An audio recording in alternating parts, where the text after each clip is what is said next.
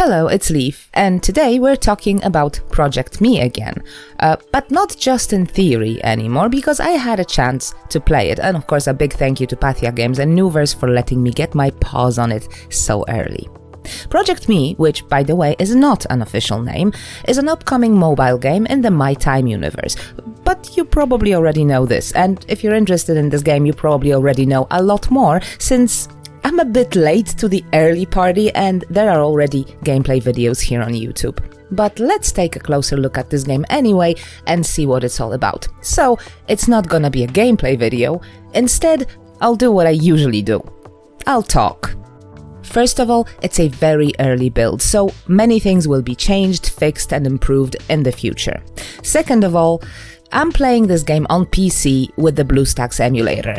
But as you can see, the quality is bad, because the truth is, my computer is a bit outdated, so running a game like this smoothly is, as it turns out, impossible. No matter the settings, I couldn't get rid of the choppiness. Of course, it was even worse because I was recording at the same time. Unfortunately, emulators need a lot more processing power than the original platform, because on top of running the game, the computer also has to emulate the entire foreign environment. So, the official PC version would be highly appreciated, but that's a topic for another time. Anyway, back to Project Me. What is it and how does it compare to the previous games of the series? Well, it's an interesting mix of things. There's stuff that we already know, gathering resources, commissions, exploring and socializing. There's also town building and management. We have our workshop, tools and crafting stations like in other My Time games, but we can also build the entire settlement from the ground up. We decide where to place the buildings and how to decorate everything. We assign jobs to people. And even though I usually don't like management games because I'm terrible at planning, here everything seems simple and pleasant and I haven't encountered anything confusing or tedious. Alright, let's talk about the familiar stuff first, because there are some changes compared to Pathea and Sandrock.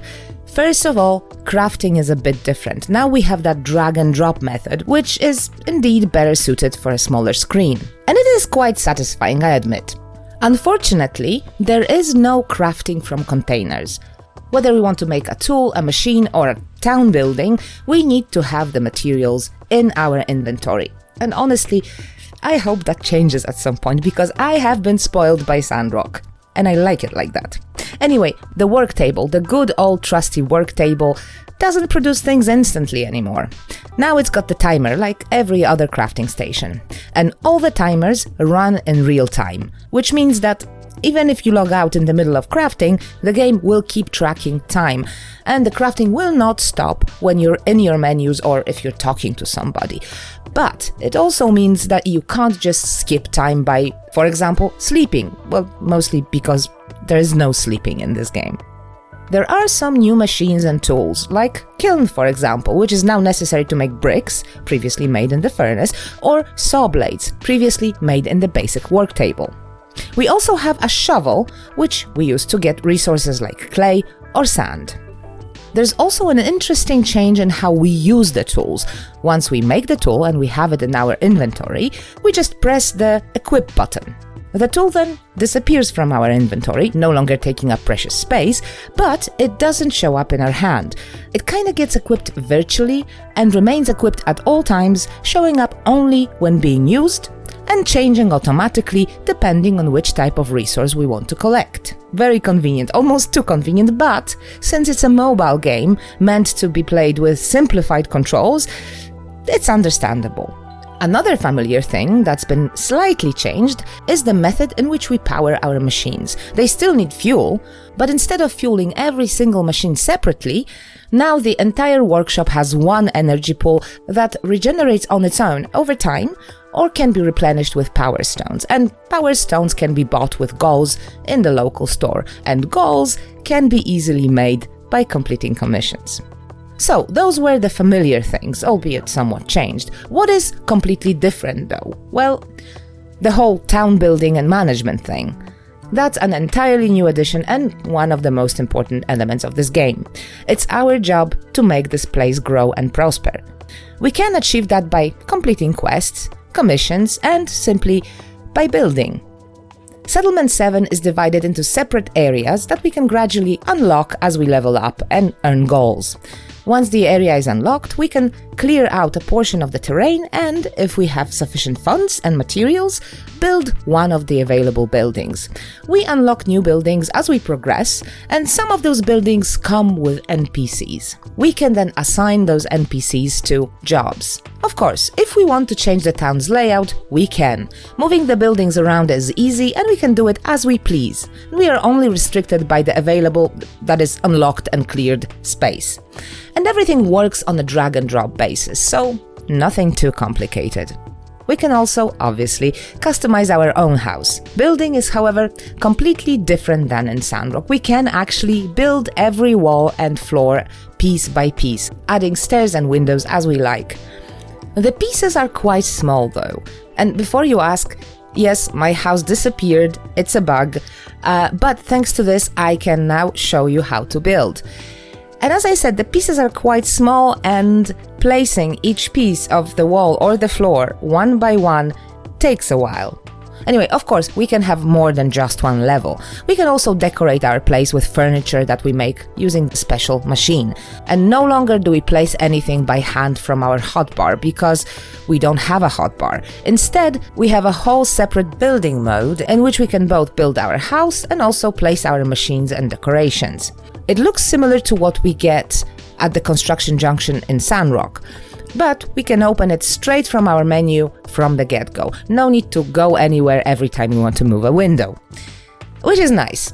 And naturally, we can still increase the size of our yard.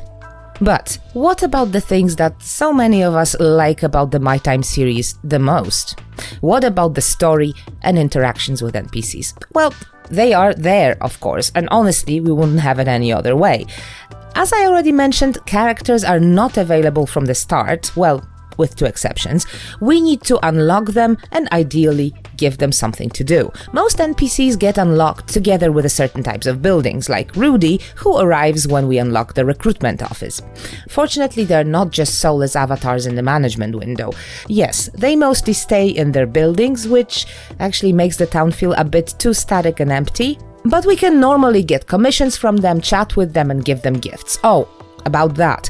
Gifts are now their own category of items, so no longer can we give people really random items from our inventory like wood or sand just to see if they like them. Oh well, some of the gifts can be bought at Tia's store. The game also tells us, very conveniently, if the gift we're trying to give to someone is actually liked by them, which on the one hand makes it a bit too easy, but on the other, and let's be honest here, saves us a visit to the wiki. At least it would if there actually was a wiki. Anyway, as our relationships with the people of Settlement 7 grow, we unlock more side quests and learn more about the characters themselves. We can also expect a couple of cameos. But unlocking buildings is not the only way to get new characters. It is a mobile game after all, so there are rewards for logging in. That's how we unlock Freya and also Xin. There may also be special rewards if you log in 7 days in a row. Listen, I'm obviously not an expert on mobile games, nor, to be perfectly honest, a great fan. But logging in is a small and, so far, the only price for getting this guy, and I want to get this guy. Yes, because of the hair. Anyway, last but not least, the world. Of course, we are not glued to our workshop or our settlement. We can go exploring, and the map seems quite impressive in size. We can also unlock new areas in the typical My Time fashion. I only explored a small part of the world so far, but I did manage to have 2 surprise encounters. One involved a piglet and the other one picking a flower. So, overall, it's way too early to make an opinion, so treat this video simply as a source of information. I can say, however, that I had quite a lot of fun playing it. It was pleasant, and that fun was only spoiled by the fact that my PC simply can't provide a smooth experience because it's too weak to deal with the emulator. Am I whining? Maybe a bit, but personally, I really think this game could use an official PC version.